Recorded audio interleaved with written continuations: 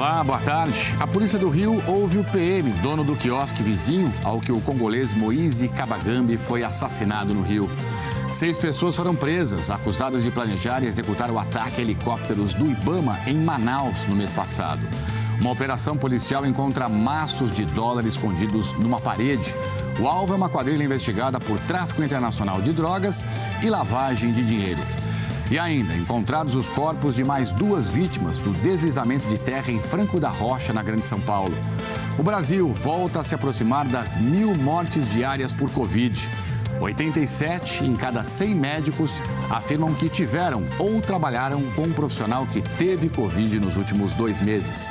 Os Estados Unidos anunciam a morte do chefe do Estado Islâmico e novas imagens de satélite mostram que a Rússia aumentou a presença de militares em Belarus, país ao norte da Ucrânia. O Jornal Hoje está começando.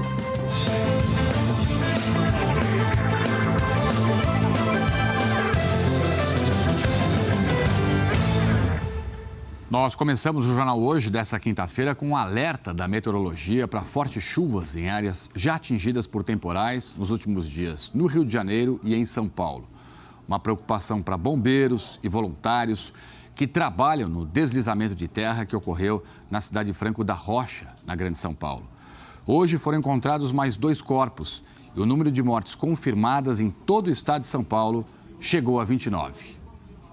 Eram 5 horas da manhã quando os bombeiros retiraram o corpo de Caio Rodrigues, de 36 anos, dos escombros em Franco da Rocha, na Grande São Paulo.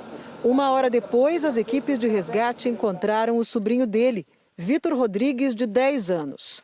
Caio e Vitor eram parentes do seu Santana. Outras 3 pessoas da família dele continuam desaparecidas. Ele contou que estava assistindo TV com a neta e a esposa quando ouviu um barulho. Ele e a menina se salvaram. E daqui para frente a vida acabou para mim. Segundo o Corpo de Bombeiros, os trabalhos de buscas foram divididos em 4 setores. Um posto de comando foi montado numa casa próxima ao barranco que desmoronou. Mais de 50 bombeiros trabalham desde domingo para encontrar as vítimas em meio à lama e escombros. Até ontem, isso vinha sendo feito de forma manual, com a ajuda de voluntários. Agora, máquinas passaram a ser usadas para auxiliar esse trabalho de buscas. Nós vamos concentrar as buscas na mesma localidade, uma vez que a informação é de que seriam 5 pessoas. Nossos trabalhos estão sendo feitos eminentemente com a máquina. Os voluntários foram dispensados justamente por isso e os operadores trabalham junto com um bombeiro. Ao menor sinal de alguma evidência, nós interrompemos esses trabalhos e continuamos manualmente. Ao todo, 29 pessoas morreram em 8 cidades do estado de São Paulo em inundações e desabamentos provocados pela chuva no fim de semana passado. A cidade de Franco da Rocha foi uma das mais atingidas. 13 pessoas morreram no deslizamento. O casal José Ailton Vitor Silva e Adriana Silva Santos e o filho deles, Osiel Vitor, de 2 aninhos, foram velados hoje. Eles serão enterrados em Alagoas. José Vitor era apaixonado por Muay Thai e dava aula da arte marcial para adultos e crianças de baixa renda. A nossa saudação final, que a gente fazia a cada final de treino. Saúde,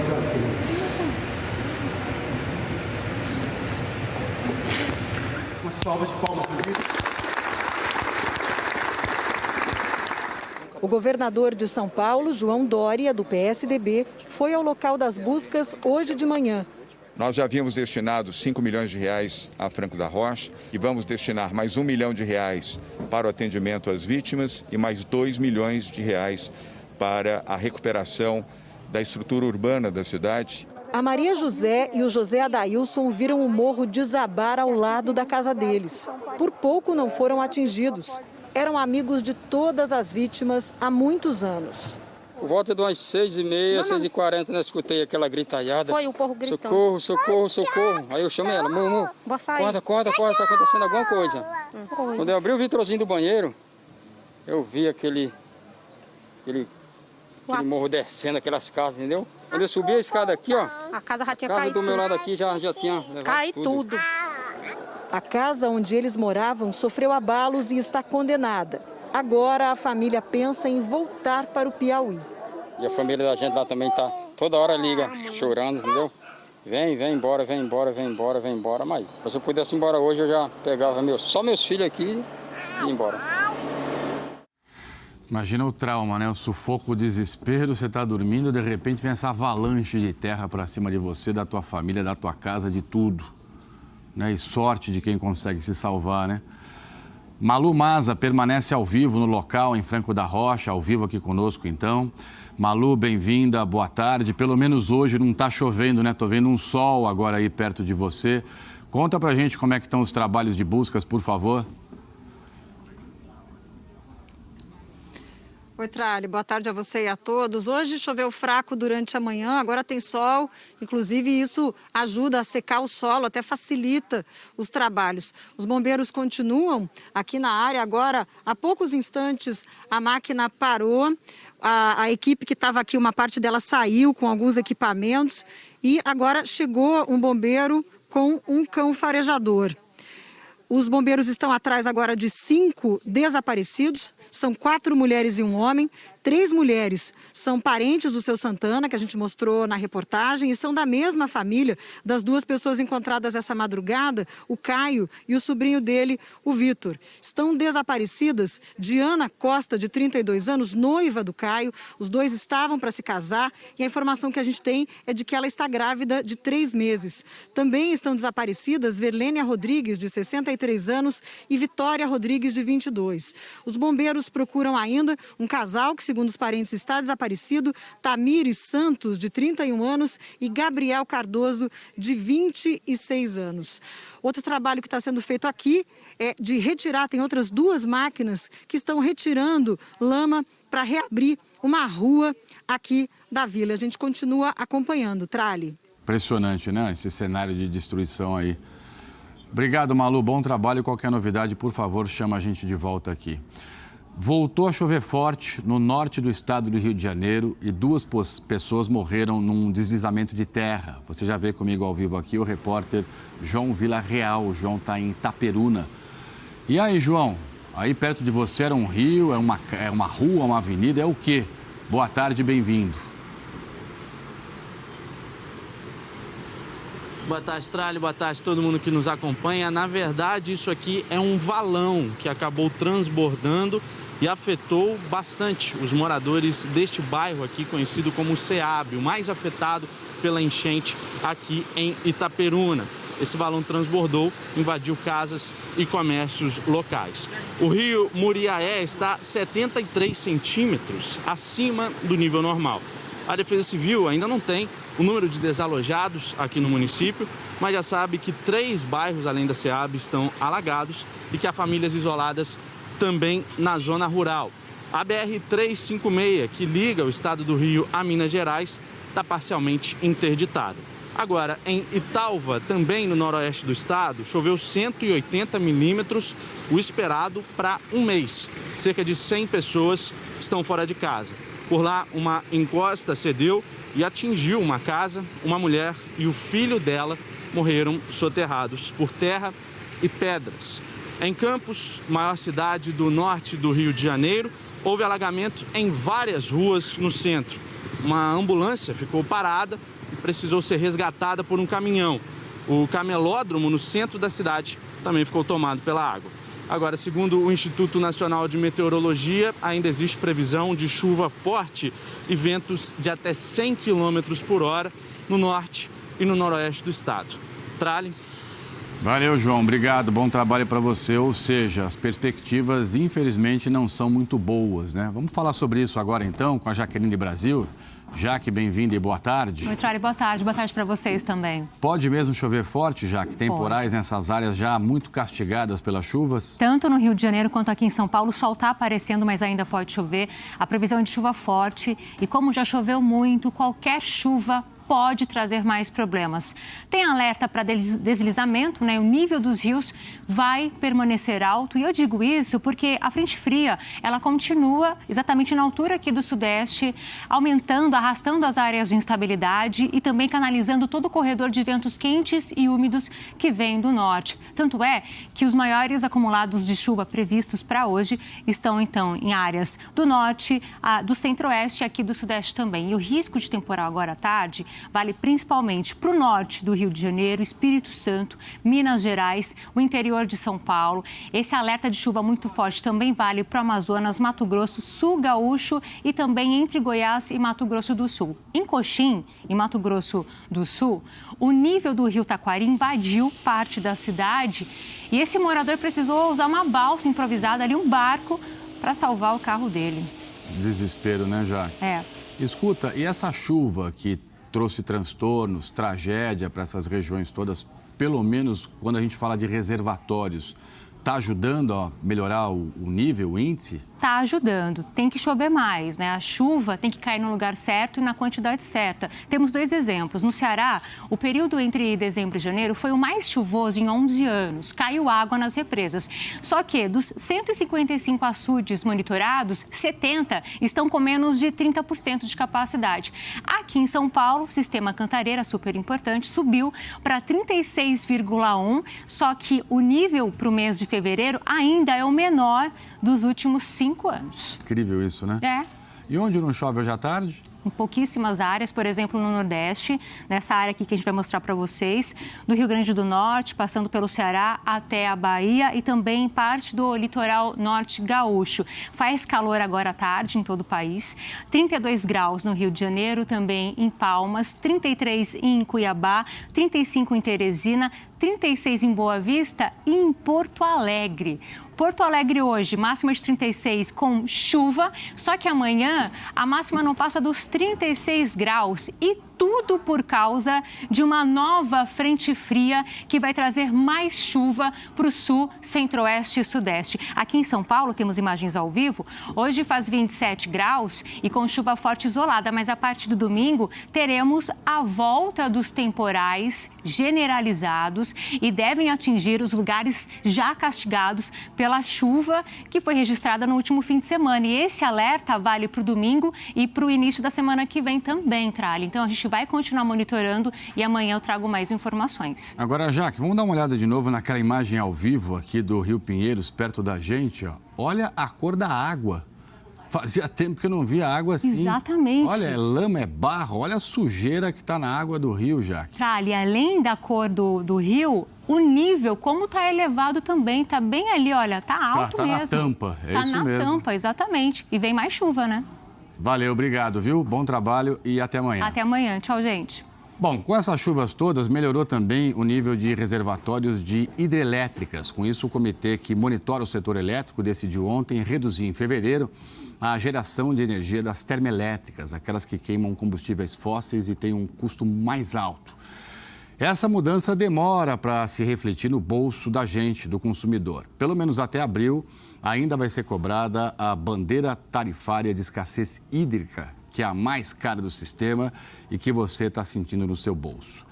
Hoje, essa energia das termoelétricas, que foi contratada pelo governo, diante desse baixo nível dos reservatórios no passado, disputa espaço nas linhas de transmissão para levar energia de uma região para outra do Brasil.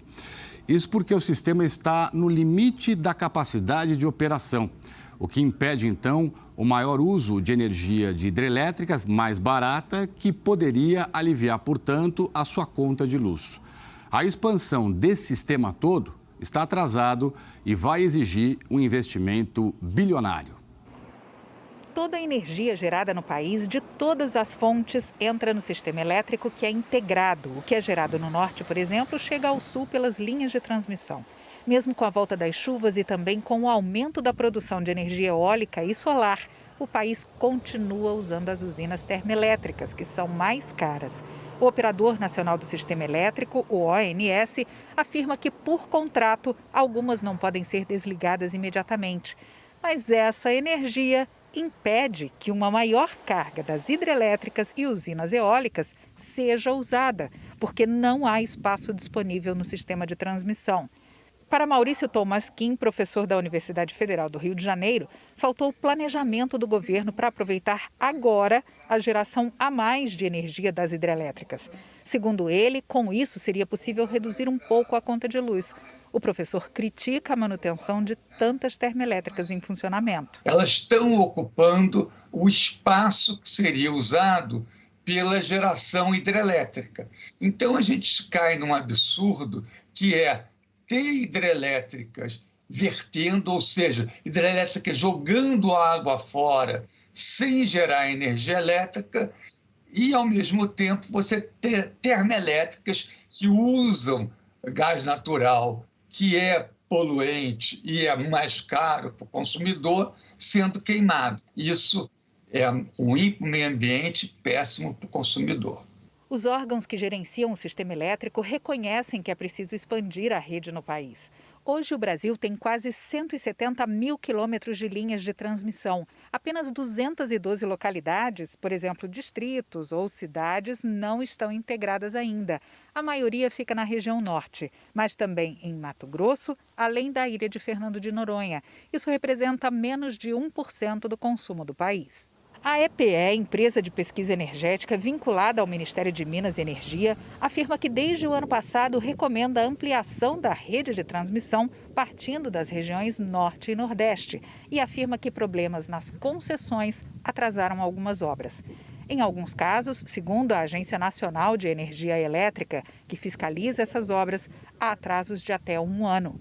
A ANEEL diz que este ano vão ficar prontos 1.890 quilômetros de linhas de transmissão. Mas a solução definitiva vai levar mais tempo, pelo menos 6 anos. É quando devem entrar em funcionamento linhas que estão em análise na EPE.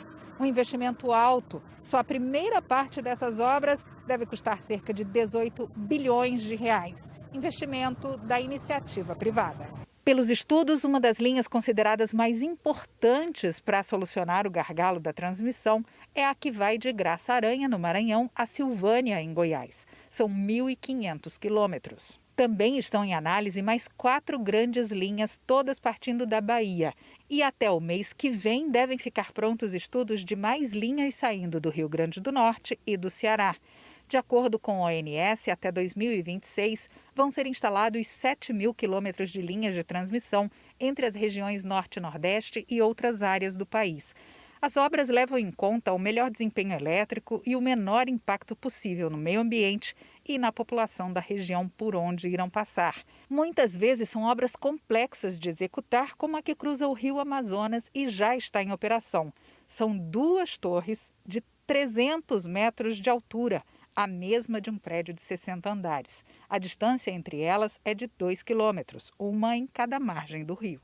O presidente da EPE, Tiago Barral, diz que as restrições no escoamento da energia entre as regiões são pontuais, mas reconhece que é inadiável a expansão do sistema. Temos aí mapeados, ao longo desses próximos 10 anos, mais de 100 bilhões de reais em investimentos em transmissão, justamente para dar maior capacidade de novas usinas entrarem no sistema com confiança, com fiabilidade e também evitando futuros gargalos à medida que a demanda por energia elétrica no Brasil cresça. Essas obras de transmissão não só vão trazer maior capacidade de aproveitar a geração atual, mas também permite aumentar a capacidade de geração e atender às necessidades de energia elétrica do país. Ou seja, o sistema tem que ser modernizado com urgência para aliviar o nosso bolso com essa conta de luz cada dia mais cara, né? Foi publicada hoje no Diário Oficial a portaria do INSS, que dispensa aposentados e pensionistas de fazer de forma presencial a chamada prova de vida. Nós mostramos isso ontem aqui no JH. O governo vai considerar novos documentos para comprovação. Raquel Honorato, ao vivo de Brasília, com mais detalhes aqui para a gente. Raquel, boa tarde, bem-vinda. Oi, Trali, boa tarde a você, boa tarde a todos. O presidente do INSS disse que, a partir de agora, a obrigação de provar que a pessoa está viva passa a ser do próprio instituto e não mais do beneficiário. Na portaria publicada hoje, o governo afirmou que fica vedado ao INSS a exigência de comprovação presencial de vida, quando esta implicar no deslocamento dos beneficiários de suas próprias residências a unidades do INSS ou a instituição financeira pagadora do benefício. E reforçou que fica suspenso, até 31 de dezembro deste ano, o bloqueio de pagamento por falta de comprovação de vida. Atualmente, segundo o INSS, dos 36 milhões de beneficiários que precisam realizar a prova de vida, 5 milhões têm mais de 80 anos. Por conta da pandemia, o Instituto chegou a suspender a exigência da comprovação de vida de março de 2020 a maio do ano passado e aí, em junho, voltou a exigir. A partir de agora, então, o INSS faz o cruzamento de dados para provar que a pessoa está viva e aí, para isso, podem servir como prova de vida o acesso ao aplicativo Meu INSS, alistamento militar, declaração de imposto de renda como titular ou dependente, emissão ou renovação da carteira de identidade, de motorista, de trabalho e do passaporte, registro de vacinação e ainda consultas no Sistema Único de Saúde. O INSS tem até o dia 31 de dezembro deste ano para implementar todas essas mudanças. Tralho. Valeu, Raquel. Obrigadão. É isso aí. Tem que facilitar a vida do povo, do cidadão, né? Olha só, com o novo aumento da taxa básica de juros, que foi para 10,75%, comprar casa própria deve ficar mais difícil, porque quando os juros sobem, o crédito imobiliário fica mais caro. A Sara realizou o sonho de muitos brasileiros. No ano passado, conseguiu comprar um apartamento. O financiamento é longo, 30 anos. Para conseguir pagar as parcelas, ela tem se dividido em 2 empregos. Eu financiei, na época o juros estava a 6,9. Eu consegui pegar o FGTS para dar de entrada, mais parte de um dinheiro que eu tinha juntado para dar entrada.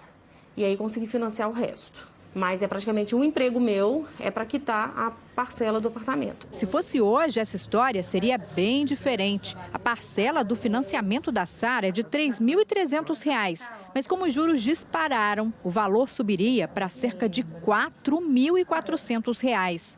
No ano passado, as operações de crédito bateram recorde. Os financiamentos com recursos do FGTS e da poupança chegaram a 255 bilhões de reais. Segundo os especialistas, o setor foi impulsionado pelos juros baixos, mas também pelo comportamento das famílias que ficaram mais tempo em casa e resolveram investir na moradia. Mas estes 2 fatores estão se revertendo. A taxa básica de juros, a Selic, saiu da mínima histórica e atingiu agora, em fevereiro, 10,75%.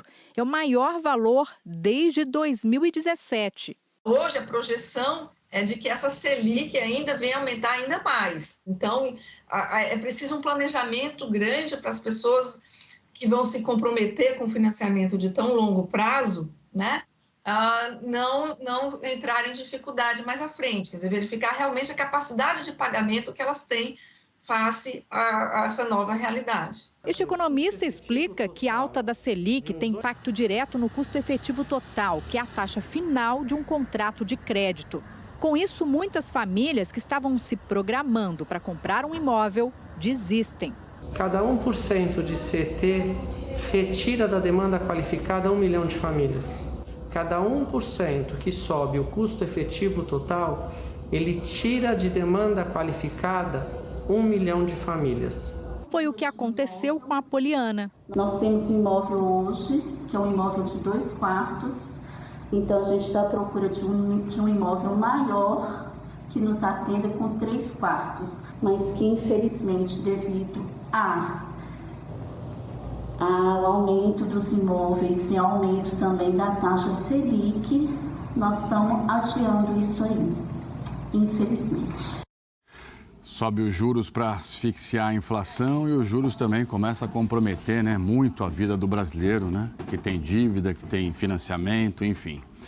Andréa Sadi já aqui conosco. Andréa, bem-vinda, boa tarde. Andréa tem informações sobre uma proposta para privatizar os Correios. É isso, Andréa?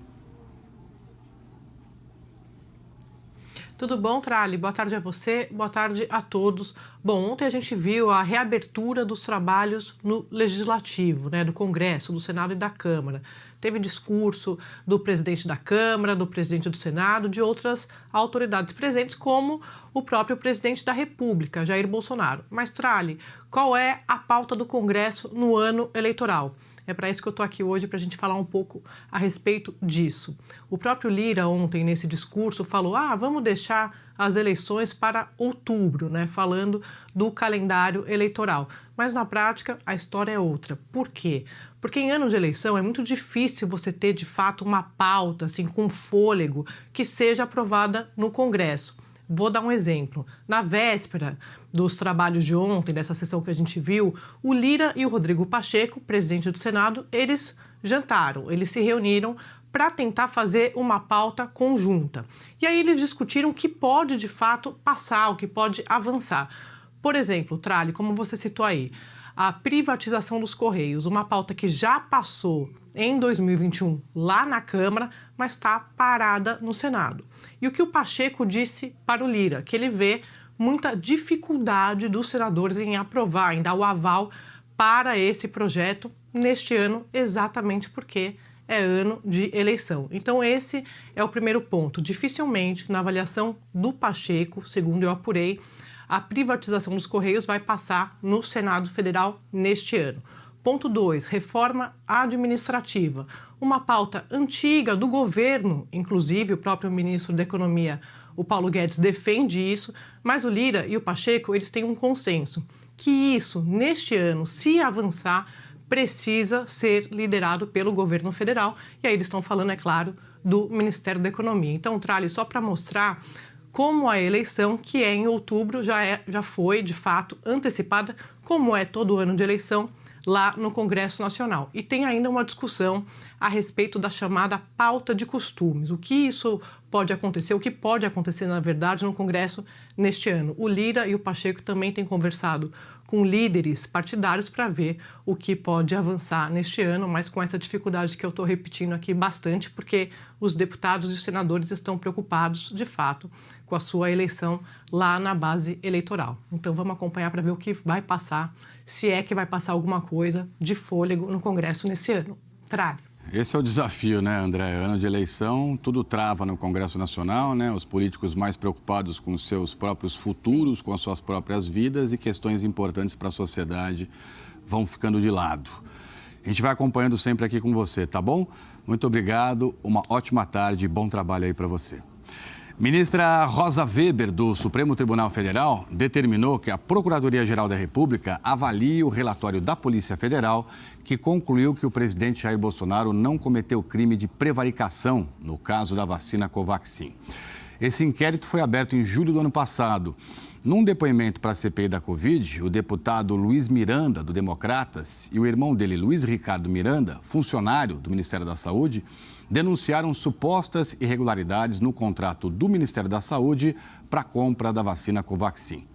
Eles disseram que levaram as suspeitas ao presidente Jair Bolsonaro e agora, então, cabe ao Procurador-Geral da República, Augusto Aras, analisar se existem elementos ou não para arquivar o caso, denunciar o presidente ou pedir, portanto, mais investigação em relação a tudo isso. No despacho, a ministra Rosa Weber não deu um prazo para essa manifestação da PGR. E eu falo agora de um levantamento divulgado há pouco pela Associação Médica Brasileira e pela Associação Paulista de Medicina, mostrando o seguinte, o quanto a pandemia de Covid compromete o trabalho dos profissionais de saúde. Felipe Gonçalves, ao vivo aqui de São Paulo, com todos os detalhes para a gente. Felipe, bem-vindo. E boa tarde para você. Oi, Trali, muito obrigado. Boa tarde a você também. Boa tarde a todos. Mais de 3.500 médicos foram entrevistados. A maioria, 80%, aqui do Sudeste, mas tem representantes também de todo o país. E as respostas foram coletadas entre os dias 21 e 31 de janeiro. Veja agora os principais destaques. 87% dos médicos falaram que nos últimos 2 meses tiveram Covid ou trabalharam com outros profissionais que tiveram a doença. 91% dos que estão na linha de frente de combate à pandemia observaram uma tendência de aumento de casos. E 40% acreditam que o número de mortes também deve aumentar se comparado aos últimos 3 meses de 2021. A pesquisa também traz dados sobre as condições de trabalho dos médicos brasileiros. Para mais de 44%, nos hospitais e postos de saúde, faltam médicos, enfermeiros ou outros profissionais. A saúde psicológica dos trabalhadores também foi avaliada. 51% declararam estar esgotados e 64% sobrecarregados. Eles avaliaram ainda o trabalho das autoridades em saúde. 72% dos médicos entrevistados reprovam a forma como o Ministério da Saúde tem gerido a crise da pandemia. 52% aprovam a gestão das secretarias de saúde dos estados. A maioria dos médicos disse que as notícias falsas atrapalham a busca por imunização, que a gente sabe, né, Trali, ajuda a salvar vidas. É com você. É, a maldição das fake news, né, meu amigo? É um vírus aí que se espalha com a rapidez dessa Covid-19. Obrigado pelas suas informações. Uma ótima tarde para você mais uma vez. E olha só, essa alta de casos de Covid entre médicos, entre profissionais de saúde, tudo isso prejudica, obviamente, o atendimento aos pacientes. Olha o que acontece em Minas Gerais. O Hospital da Baleia, em Belo Horizonte, atingiu 100% de ocupação nos leitos de UTI. Por isso, 8 novos leitos foram preparados para receber pacientes graves. Eles estão prontos, mas não estão disponíveis porque faltam médicos, enfermeiros ou técnicos. De acordo com a direção, 25% dos profissionais foram afastados temporariamente porque estão com Covid ou influenza. O Hospital da Baleia, na última semana, teve que reagendar 30 cirurgias eletivas. Atualmente, a capital mineira tem 28 mil pacientes na fila de espera por cirurgias eletivas, que são aquelas que não têm urgência. Neste outro hospital de Belo Horizonte, a cirurgia de hérnia do São José foi adiada. Tem hora que dói muito, eu tenho que deitar e para poder relaxar, para ver se melhora. A recomendação é de não sobrecarregar a rede hospitalar, sobretudo nos hospitais onde a gente tenha leitos de Covid, leitos respiratórios para a Secretaria Municipal de Saúde. A falta de leitos e de profissionais impacta toda a rede pública do estado.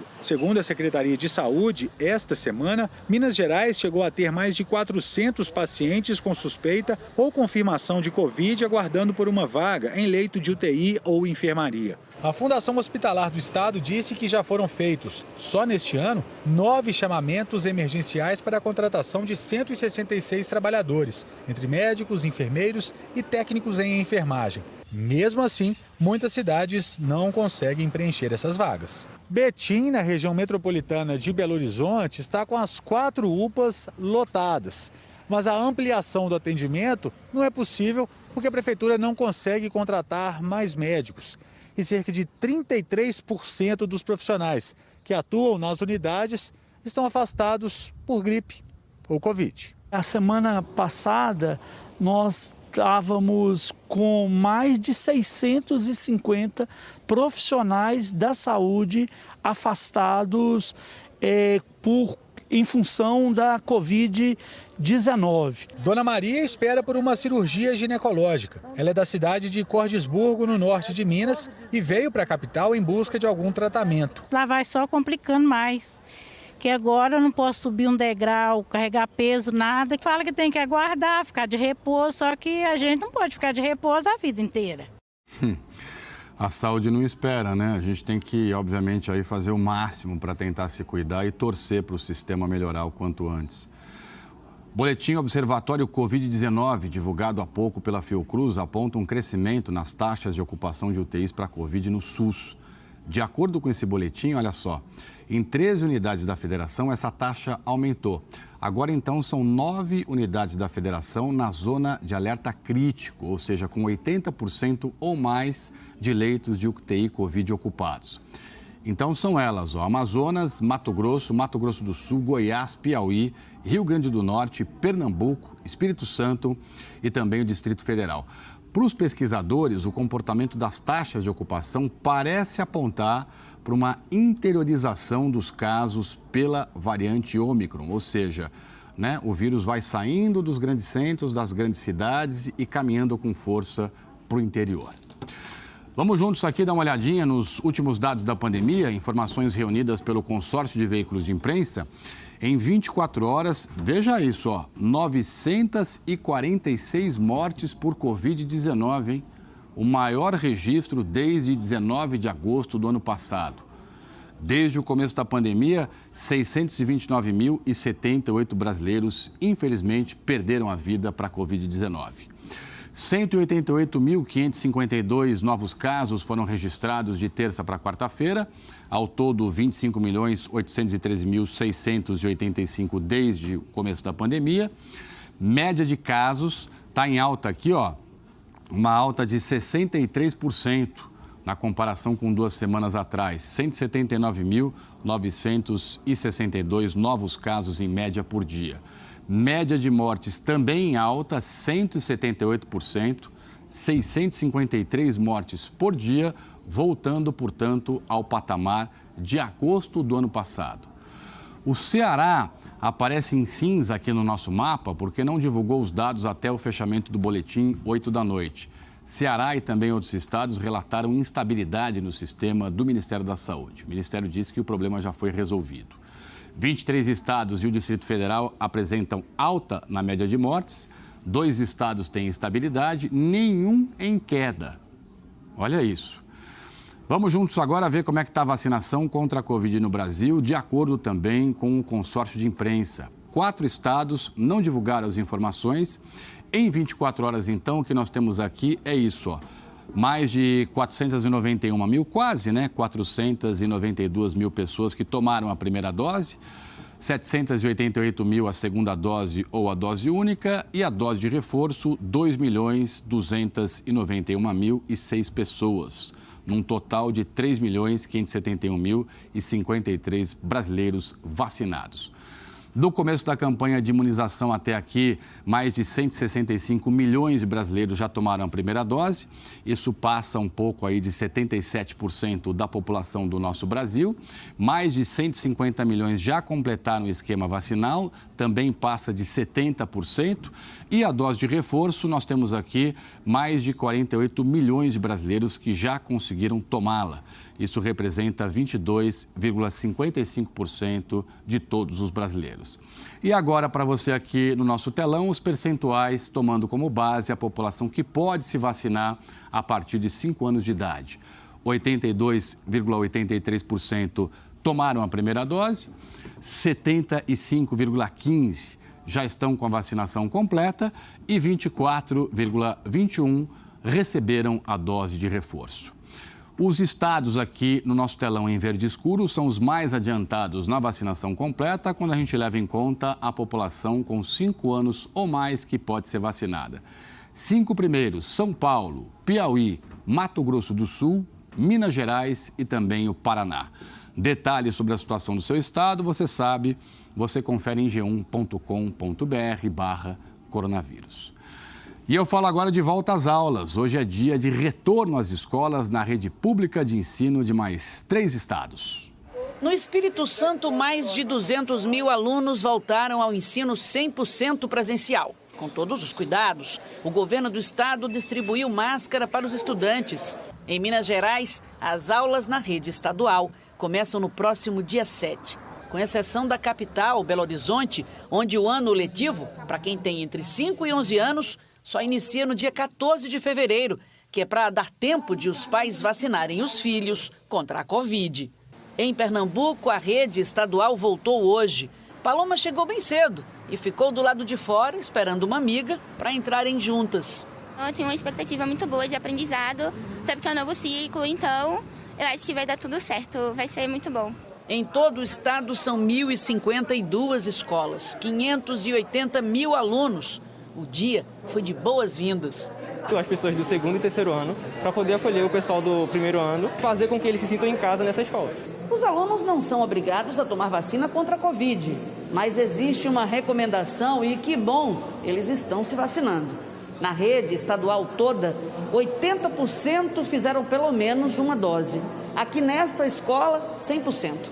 Já os profissionais da educação pública, todos os funcionários, esses são obrigados a tomar vacina. Os pais também. só podem entrar no ambiente escolar se mostrarem o comprovante da vacinação. A opção do ensino remoto vai continuar sendo oferecida nas escolas de Pernambuco, mas a orientação é que os alunos venham para as salas de aula, observando o protocolo.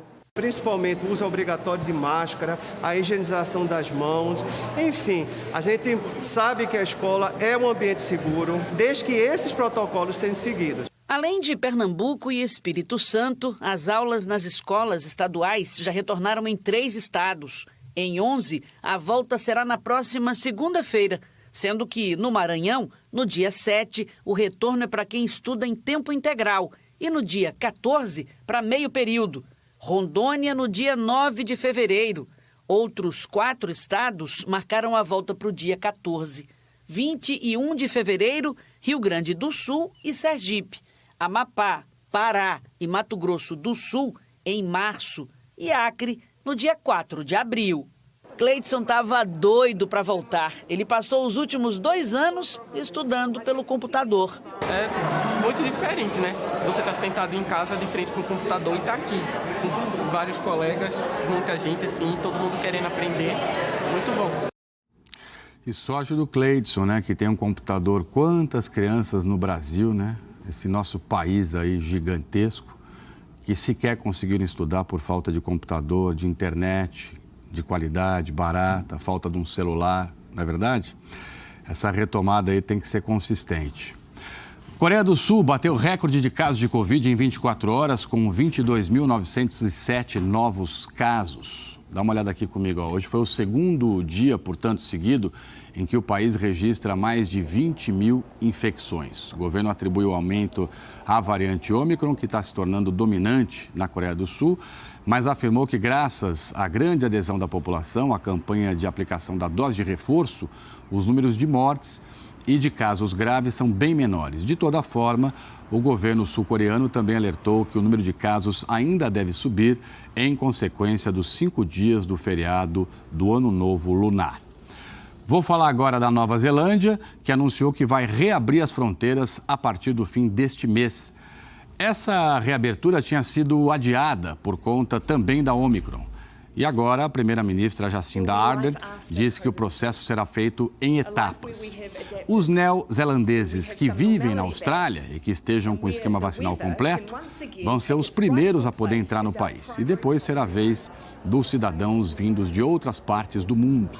E só então vai poder entrar qualquer visitante vacinado. Esses últimos, os turistas, vão ter que se isolar por 10 dias. As fronteiras da Nova Zelândia ficaram fechadas por cerca de 2 anos, com algumas pequenas exceções. E pouco a pouco, olha só, países da Europa começam a suspender as medidas restritivas de combate à pandemia. Traumatizada por quase 150 mil vítimas, a Itália está sendo cautelosa. Na semana passada, o primeiro-ministro Mário Draghi apertou as restrições aos não vacinados, limitando o acesso a lugares e serviços. Agora, o governo começa a dar mais liberdade à população, gradualmente. No dia 10 de fevereiro, as máscaras ao ar livre, hoje obrigatórias, serão descartadas. E o certificado de vacina terá duração ilimitada para quem completou o ciclo de 3 doses. Também para quem tomou só 2 doses e se curou da Covid. Nas escolas, a quarentena para quem testa positivo, que era de 10 dias, passa para 5 e somente para os não vacinados. A vacina para os bebês de 0 a 5 anos é prevista para março, na primavera do hemisfério norte. Alguns países da Escandinávia, como Dinamarca e Noruega, no norte da Europa, já anunciaram o fim das restrições. O passe digital na Dinamarca, usado para entrar em boates, cafés, ônibus e restaurantes, foi abolido. Na Noruega, os restaurantes voltarão a servir álcool depois das 11 da noite. Trabalhar em casa não será mais obrigatório. E o limite de 10 visitantes por residência será eliminado. 3/4 de todos os noruegueses receberam pelo menos 2 doses de vacina e metade da população a dose de reforço. A Suécia também vai abandonar as regras impostas pelo vírus em 9 de fevereiro. A vacina é a garantia para a Europa se organizar para dias melhores. Na Grécia, os maiores de 60 anos são obrigados a se imunizar. Na Áustria, hoje entra em vigor a vacina obrigatória para os adultos. E na Itália, quem tiver mais de 50 anos e não for vacinado, terá que pagar multa. Graças principalmente à vacinação, a Europa está entrando num período de trégua em relação à pandemia. A afirmação foi feita pelo diretor do Braço Europeu da OMS, Organização Mundial da Saúde. Detalhes ao vivo aqui com a nossa querida correspondente Bianca Rottier. Bianca, bem-vinda. Bom fim de tarde. O que é que você destaca aqui, por favor?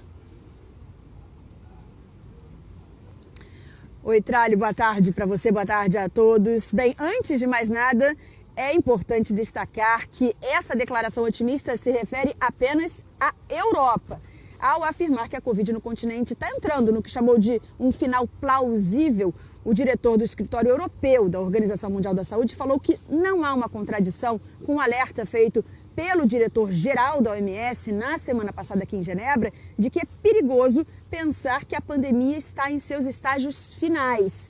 Hans Kluge explicou que o tom de Tedros Adhanom é mais cauteloso porque ele está se referindo ao cenário global e frisou que o continente europeu está numa situação única, segundo o chefe da OMS na Europa, por 3 motivos. Primeiro, por causa da vacinação avançada e da imunidade natural.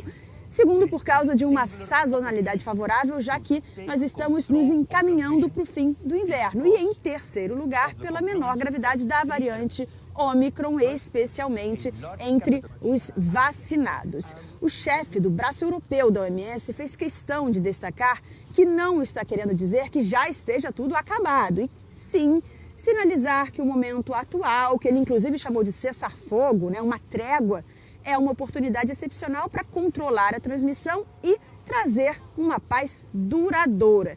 Os números falam por si só. Na semana passada, a região europeia registrou 12 milhões de novos casos, a maior incidência desde o início da pandemia. E o próprio Hans Kluge ressaltou que as internações continuam aumentando, principalmente em países com taxas de vacinação mais baixas, na população mais vulnerável.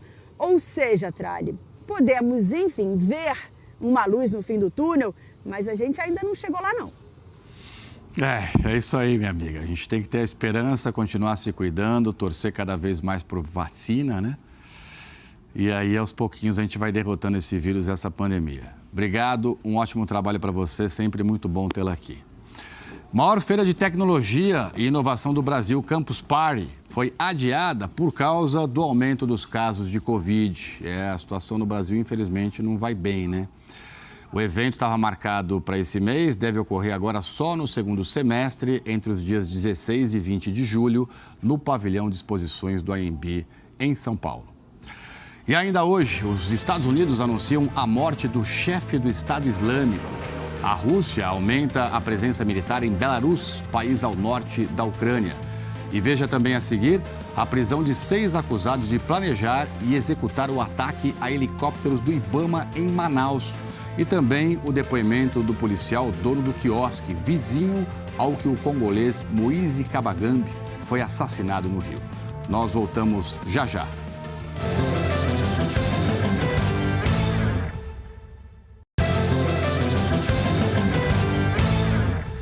Agora 12h15 pelo horário de Brasília. A Polícia Federal prendeu 6 pessoas suspeitas de planejar e executar o ataque aos helicópteros do Ibama em Manaus no mês passado.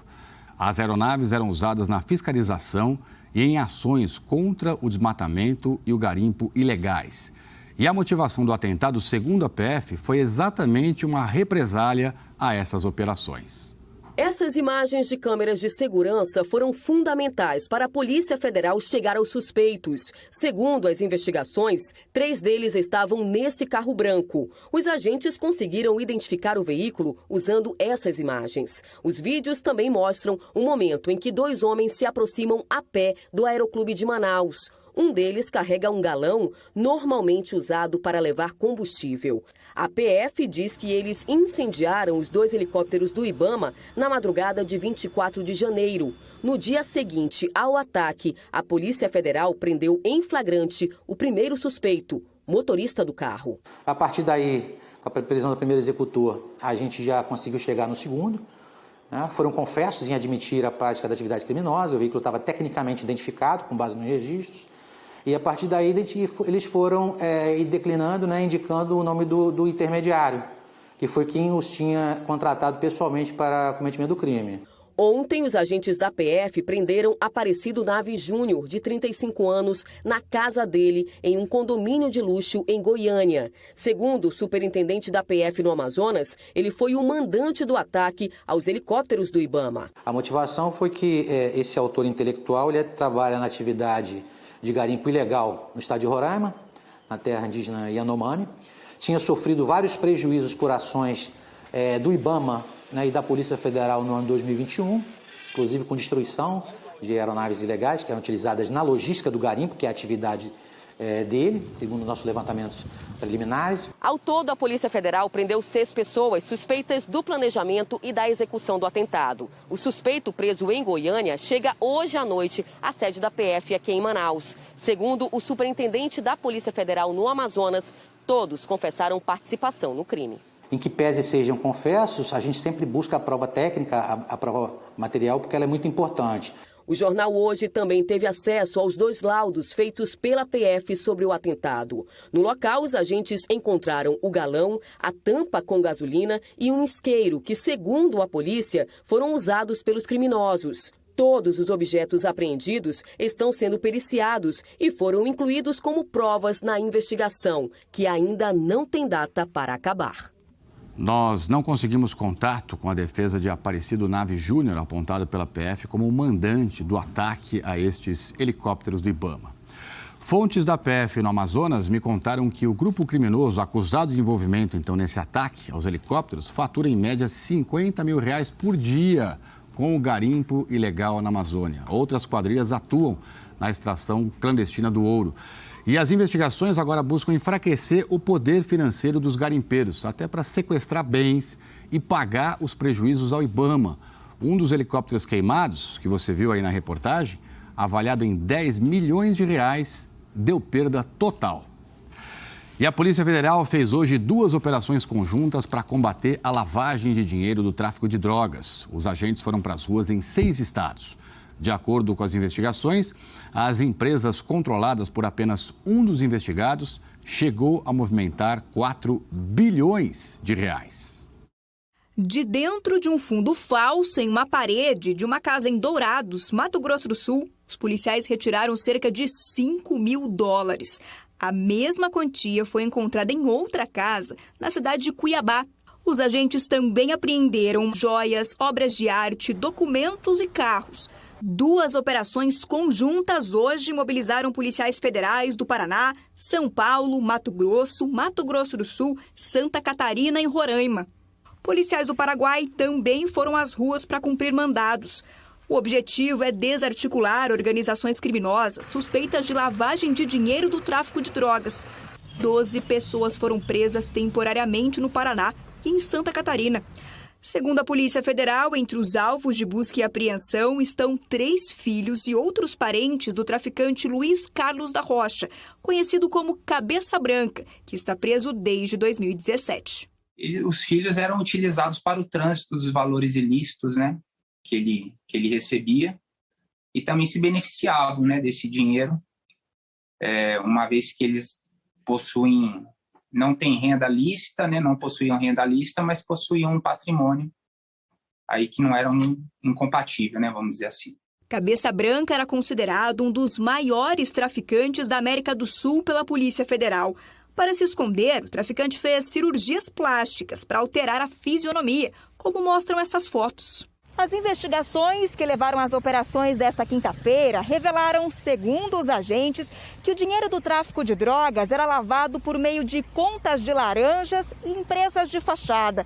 A PF diz que os investigados atuavam não só para a Cabeça Branca, mas também para outros criminosos. essa lavagem não era feita só para o grupo do Cabeça Branca, mas também para outras organizações criminosas. Os presos começaram a ser ouvidos ainda pela manhã. A polícia vai analisar todo o material apreendido hoje para determinar os próximos passos das investigações. Nas duas operações, os investigados eles vão ser indiciados além do crime de lavagem de dinheiro, também pelo crime de organização criminosa. Nós não conseguimos contato com a defesa dos filhos e dos parentes de Luiz Carlos da Rocha, o Cabeça Branca. E a Polícia Civil está investigando o assassinato de um homem morto a tiros quando chegava em casa ontem à noite num condomínio em São Gonçalo, região metropolitana do Rio. O atirador foi um vizinho, sargento da Marinha, que diz que confundiu a vítima com um ladrão. Ele foi preso em flagrante. No condomínio encontramos estilhaços de vidro espalhados pelo chão, mas nenhum morador quis comentar o que aconteceu. Segundo a polícia, por volta das 11 da noite de ontem, o repositor de supermercado Durval Teófilo Filho, de 38 anos, foi baleado quando chegava em casa. Aurélio Alves Bezerra, sargento da Marinha, morador do mesmo condomínio, disse que viu Durval se aproximando, mas não reconheceu o vizinho. Ele contou à polícia que sacou a arma e disparou 3 vezes. Só quando se aproximou, percebeu que o homem não estava armado e que Durval, já no chão, explicou que também morava no mesmo condomínio. Estas são imagens do circuito interno de segurança do condomínio pouco antes de Durval ser baleado. Ele chegou mexendo na bolsa e foi atingido pelos tiros. Depois, Aurélio se aproxima. O atirador disse que levou Durval para o Hospital Estadual Alberto Torres, que fica ali perto, mas a vítima não resistiu e morreu na unidade. Aurélio foi preso em flagrante. Em depoimento, ele disse que a localidade é perigosa e costuma ter muitos assaltos. O caso está sendo investigado pela Delegacia de Homicídios de Niterói, São Gonçalo e Itaboraí. A viúva está inconformada. Luziane Teófilo era casada com Durval há 13 anos e eles têm uma filha de 6 anos. O vizinho, ele não me falou nada, ele não me deu nenhuma explicação. Ele simplesmente ficou longe, observando a gente sofrendo ali, porque eu tive que levar minha filha junto comigo. Ele não falou absolutamente nada. Vendo as câmeras, vendo a fala, ouvindo a fala do delegado e o que os vizinhos estão falando para mim, eu tenho certeza assim, que foi porque isso aconteceu porque ele é preso. Porque mesmo ele falando que era morador do condomínio, o vizinho não quis saber. Para mim, sim, foi racismo, sim. Nossos sentimentos aí para a família. A gente procurou a Marinha, que ainda não respondeu se o militar poderia estar usando a arma, nem se manifestou a respeito dessa tragédia, dessa morte. E agora as informações sobre o caso Moise, o congolês que morreu brutalmente espancado na Barra da Tijuca, zona oeste do Rio de Janeiro. O dono do quiosque Biruta, onde o jovem também trabalhou, presta depoimento na Delegacia de Homicídios. Marina Araújo tem detalhes ao vivo aqui pra gente lá do Rio, em frente, portanto, à delegacia. Marina, boa tarde, bem-vinda. Obrigada, Trali. Boa tarde a todos. Terminaram agora os depoimentos tanto do cabo da PM, Alauir Matos de Faria, quanto da irmã dele, a Viviane Faria, que estariam administrando esse quiosque onde o Moise chegou a trabalhar. Pelo menos um dos agressores de Moise também trabalhava nesse quiosque chamado Biruta, que fica justamente ao lado do quiosque Tropicália, onde aconteceu o crime. O PM e a irmã chegaram aqui por volta de 10 horas da manhã, o depoimento durou cerca de 4 horas, agora a gente conversou com o advogado de Alauí, ele disse que o PM disse aos policiais que não tem envolvimento nesse crime, que não estava lá no dia, e ele tentou com os policiais identificar as pessoas que estavam nas imagens das câmeras de segurança, por isso então o depoimento durou tanto tempo. A corregedoria da PM acompanhou os depoimentos.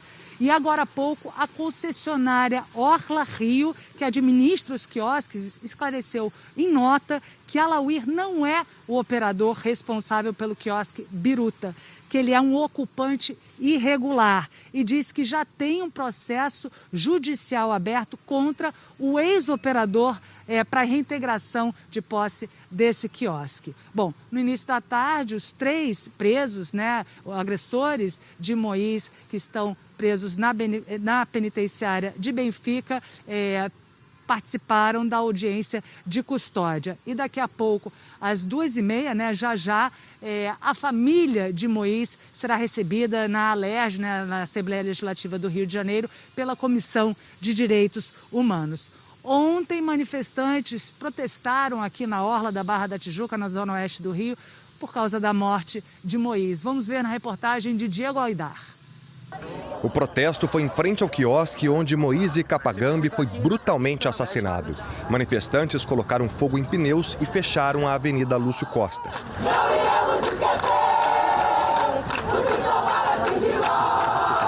Simboliza para nós uma asfixia, né? De ver um corpo jovem negro que tinha a nossa idade, né? Que faz parte de uma juventude que está sendo cada vez mais precarizada, com menos acessos a direitos, principalmente a juventude negra que no Brasil nunca teve acesso pleno aos direitos. Além do luto, a família de Moise também está tendo que lidar com o medo. Parentes do congolês afirmam que foram intimidados por 2 policiais militares 2 vezes e que os PMs fizeram uma série de perguntas. A família agora está se sentindo insegura. A informação foi revelada pelo jornal Folha de São Paulo e confirmada pela TV Globo.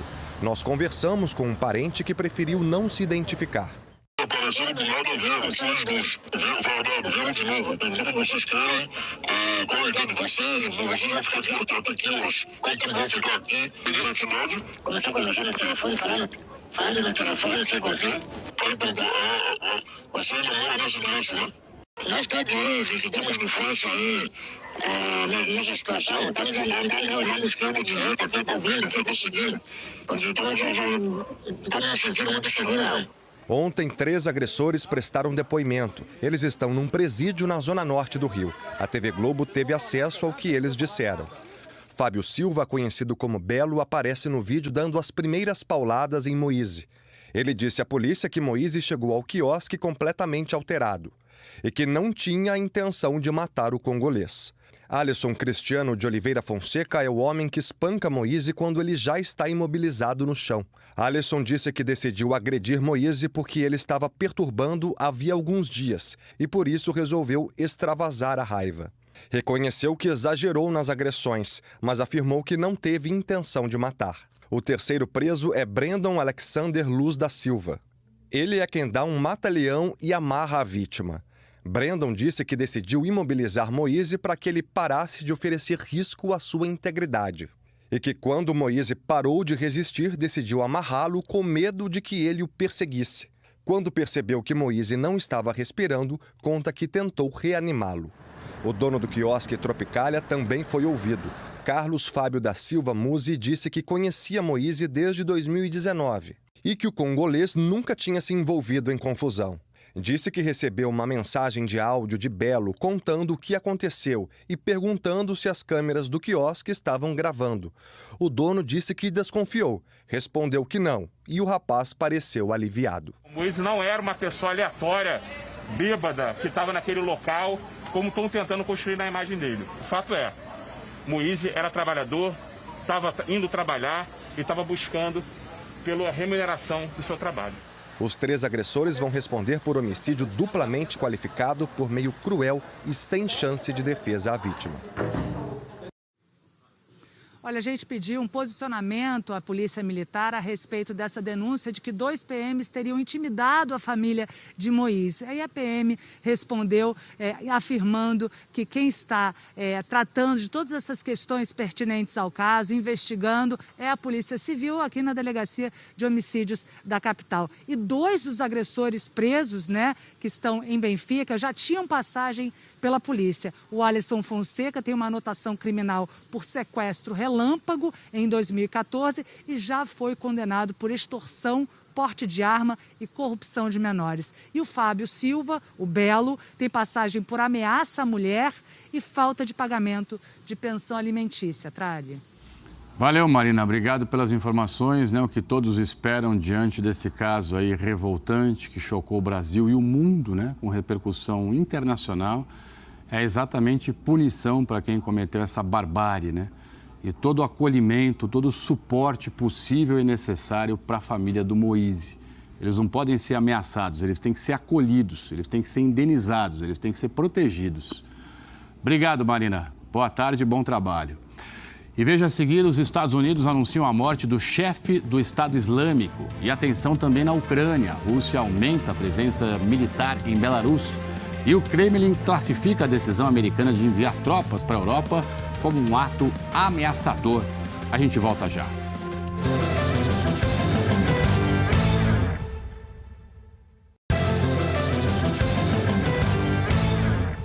Estamos de volta ao vivo aqui com você. O presidente americano Joe Biden anunciou a morte do chefe do grupo terrorista Estado Islâmico. Isso foi durante uma operação militar na Síria.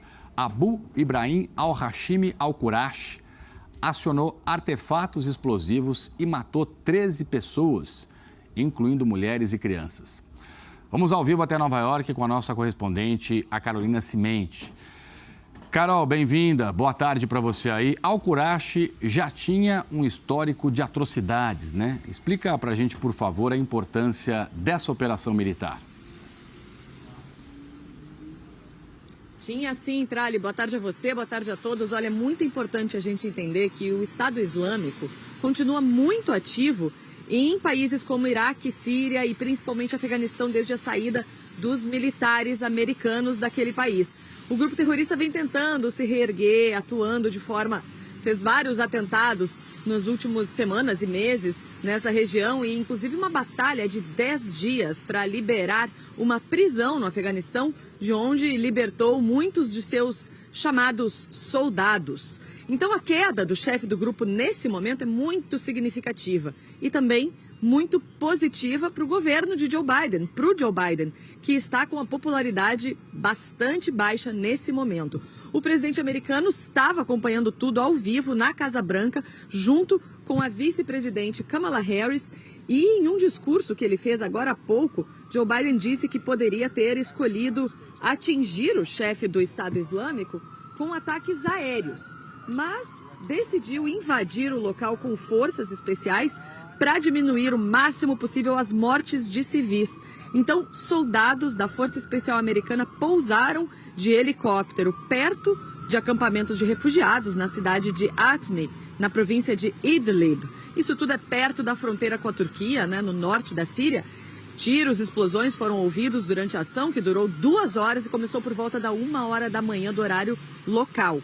O alvo da ação era uma construção de 2 andares. Parte do prédio, inclusive, foi destruída no ataque. O Pentágono, num comunicado, disse que a missão foi um sucesso, porque não houve vítimas entre as forças americanas. Mesmo assim, a missão de hoje deixou 13 mortos, incluindo 7 civis, 3 mulheres e 4 crianças, porque quando os militares se aproximaram de Abu Ibrahim al-Hashimi al-Qurashi, ele mesmo se explodiu e a bomba acabou matando também mulheres e crianças, possivelmente da família dele. Essa foi a maior operação das forças americanas na Síria desde outubro de 2019, quando foi morto Abu Bakr al-Baghdadi, o então chefe do Estado Islâmico.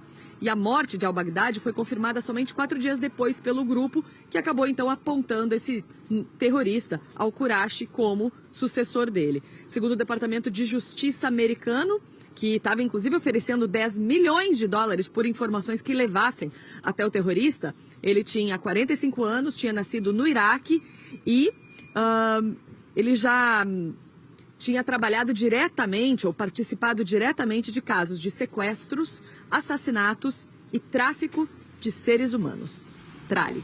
Obrigado, Carolina. Bom trabalho para você aí nos Estados Unidos. Kremlin reagiu hoje ao anúncio dos Estados Unidos de mandar 3.000 soldados para países aliados na Europa. Porta-voz Dmitry Peskov acusou os americanos de acenderem as tensões no continente europeu. Ele descreveu o envio de tropas americanas como um ato ameaçador perto das fronteiras russas. Putin viaja hoje para a China e se reúne amanhã com o presidente chinês Xi Jinping, antes da abertura dos Jogos Olímpicos de Inverno em Pequim. Estados Unidos, Inglaterra, Canadá e outros países anunciaram que não vão enviar autoridades para a cerimônia de abertura como um boicote em protesto contra as violações de direitos humanos pelo governo chinês. A China expressou apoio para as exigências russas de que a OTAN reduza a presença militar no leste da Europa e não receba a Ucrânia como um novo integrante. Hoje de manhã, Vladimir Putin, o presidente russo, recebeu o presidente da Argentina, Alberto Fernandes. Eles conversaram sobre o uso da vacina russa Sputnik V no combate à Covid, mas não comentaram publicamente a crise na Ucrânia. Os esforços por uma solução diplomática continuam. Existe toda uma expectativa de que o presidente francês Emmanuel Macron converse por telefone com o presidente da Rússia ainda hoje. Macron disse que o diálogo com a Rússia é prioridade na busca de um acordo para o fim dessa crise, desse conflito.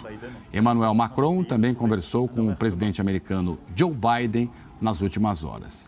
Já o presidente da Ucrânia, Volodymyr Zelensky, recebeu em Kiev o presidente da Turquia, Recep Erdogan, que tem se oferecido para mediar esse conflito todo. Erdogan reafirmou o apoio à integridade territorial da Ucrânia e o governo da Ucrânia disse que está disposto a tentar uma mediação na Turquia. Isso, claro, se os russos concordarem. A Rússia continua negando que tem a intenção de invadir a Ucrânia, apesar dos mais de 100 mil soldados posicionados, estacionados estrategicamente na fronteira com a Ucrânia. Mas a OTAN e países aliados garantem que têm motivos para se mobilizarem e que a preocupação aumentou. Novas imagens de satélite mostram o posicionamento militar russo na fronteira com a Ucrânia. Segundo a OTAN, a Aliança Militar do Ocidente, nos últimos dias a Rússia levou 30 mil soldados e armamento moderno para Belarus, país ao norte da Ucrânia. O secretário-geral da OTAN, Jens Stoltenberg, disse que é a maior mobilização militar russa desde o fim da Guerra Fria. Ele afirmou que são forças de operações especiais, caças de guerra, sistemas de defesa aérea e mísseis Iskander de capacidade dupla. O termo capacidade dupla indica armas que podem ser usadas para guerra convencional e nuclear. Stoltenberg também falou sobre a mobilização dos Estados Unidos, que demonstra um comprometimento com a Aliança Militar do Ocidente. Ele lembrou que o governo americano acionou porta-aviões no Mediterrâneo, além de ter colocado 8.500 soldados de prontidão para as forças de resposta da OTAN. Além desse número, o governo americano anunciou ontem que vai posicionar 3 mil soldados na região do conflito. 1.000 serão levados da Alemanha para a Romênia e outros 2.000 sairão dos Estados Unidos para a Polônia e a Alemanha. O secretário de imprensa do Pentágono explicou que é um sinal inequívoco para o mundo de que os Estados Unidos estão prontos para apoiar os aliados da OTAN, para se defenderem e deterem qualquer agressão. A vice-presidente americana Kamala Harris disse que o alinhamento de artilharia e tropas russas sugere que pode haver uma ação agressiva. A Força Aérea Britânica divulgou hoje que interceptou e escoltou 4 bombardeiros russos que se aproximaram, mas não chegaram a entrar no espaço aéreo do Reino Unido. O Ministério da Defesa russo alegou que eram aviões de reconhecimento e de bombardeio antissubmarino e que estavam voando sobre águas neutras, de acordo com as regras internacionais. Está aí, portanto, reportagem do nosso correspondente, o Ismar Madeira. E eu falo de uma tempestade de inverno que atingiu o centro e o nordeste dos Estados Unidos, provocando chuva gelada, granizo, nevascas. Mais de 100 milhões de americanos estão em estado de alerta. Olha só, a neve pesada cobriu parte do meio oeste americano, deixando as condições nas estradas perigosas. Previsão é de ventos fortes de mais de 50 km por hora, piorando muito a visibilidade. Em vários estados, escolas cancelaram aulas hoje. No Texas, mais de 50 mil casas e lojas estavam sem energia hoje de manhã. E o problema atingiu também o estado de Arkansas. Mais de 1.000 voos foram cancelados nos aeroportos de Dallas e Austin e outros 500 voos cancelados em Chicago. Aqui no Brasil, peritos do Instituto de Pesquisas Tecnológicas vão investigar os motivos do acidente que abriu uma cratera nas obras do metrô de São Paulo. Imagens mostram o que aconteceu logo depois que tudo começou a vir abaixo. Fontes do governo paulista confirmam que este vídeo mostra o momento que o maciço que estava sendo escavado começa a desabar poucos metros à frente da máquina de perfuração conhecida como Tatuzão. Rapidamente, o poço de ventilação é invadido por escombros e em seguida pelo esgoto, que passava logo acima do túnel do mesmo local. 120 funcionários trabalhavam no momento. Todos conseguiram escapar a tempo. O ex-presidente da Associação Internacional de Túneis e professor da USP, Tarcísio Barreto Celestino, explica que o túnel de esgoto rompeu possivelmente por falta de suporte abaixo dele e o material do esgoto, então, fluiu para dentro do poço vertical. O nível do esgoto, do material de esgoto, então, subiu no fundo desse poço e fluiu de volta para o poço de partida, porque já havia outro túnel que já estava escavado e pronto, ligando os dois poços. A Secretaria de Transportes Metropolitanos afirma que só depois que o esgoto for totalmente retirado dos poços, o que ainda não há previsão de término, os técnicos da Acciona, empresa responsável pela obra, vão analisar a máquina de perfuração para saber que tipo de conserto precisa ser feito. O governo informou que o Tatuzão não foi concretado junto com o reparo emergencial da cratera, porque foram despejadas rochas sobre o equipamento antes do lançamento da argamassa. O bombeamento de esgoto já está começando, ele está sendo feito pelo outro poço que fica no Tietê, do outro lado da Marginal. Ele está sendo feito tirando do fosso e sendo jogado no esgoto, e esse esgoto começa a ser feito agora paulatinamente, olhando também a questão de estrutura, de como é que está a contenção, tudo certinho para não ter nenhum tipo de risco maior. Para o professor da USP, o Tatuzão, que foi inundado pelo esgoto, pode ser consertado e a escavação recomeçada. O maior desafio, segundo ele, vai ser a reabertura do poço de ventilação, que foi concretado para conter o vazamento. O governo paulista pediu uma investigação independente ao Instituto de Pesquisas Tecnológicas. Celestino acredita que a causa da inundação e do desabamento não tem relação com a trepidação do Tatuzão. Existem máquinas, dependendo do material, que vibram muito mais do que essa. A máquina e o processo e o projeto não foram feitos para que isso acontecesse, não. Algo fugiu do figurino, precisa ser identificado. O Instituto de Pesquisas Tecnológicas começa hoje a analisar a documentação das obras da linha 6 laranja do metrô. Só depois, os peritos vão vir até aqui, ao local do acidente, para analisar os túneis e os estragos. O trabalho deve apontar as causas e os responsáveis pelo rompimento da tubulação de esgoto. O Tatuzão Sul da linha 6 laranja do metrô de São Paulo começou a operar no dia 16 de dezembro. A previsão de entrega da obra é 2025 e não há perspectiva de atraso por causa do acidente. A Acciona, a concessionária responsável pela obra, diz que não tem ainda uma análise sobre a situação em que ficou o Tatuzão. Tribunal de Contas do Estado de São Paulo deu 30 dias de prazo para que a Secretaria de Transportes Metropolitanos explique o que provocou este acidente. E o Ministério Público abriu também uma investigação para apurar se houve danos urbanísticos e também ambientais. Eu apurei que o Tatuzão, de fato, sofreu danos. Os técnicos estão fazendo agora um levantamento das peças do Tatuzão que ficaram comprometidas, que vão ter que ser trocadas.